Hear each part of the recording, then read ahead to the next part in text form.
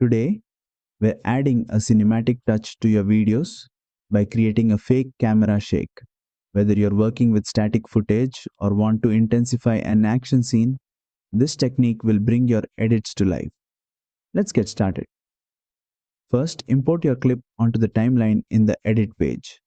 Select the clip you want to apply the shake effect to.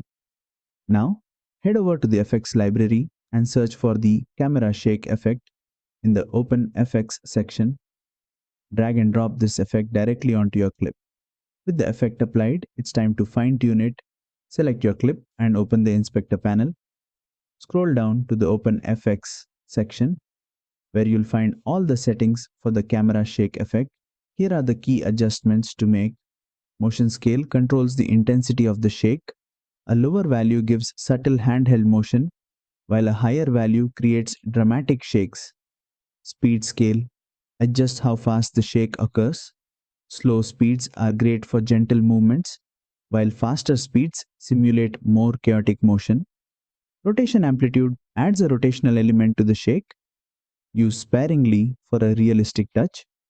Pan amplitude and tilt amplitude control horizontal and vertical motion. Play with these settings to suit your scene. Randomness makes the shake less predictable and more natural.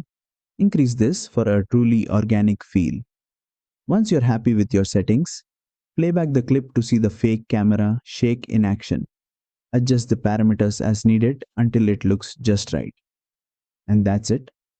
With a few tweaks, you've added a dynamic, realistic camera shake to your footage.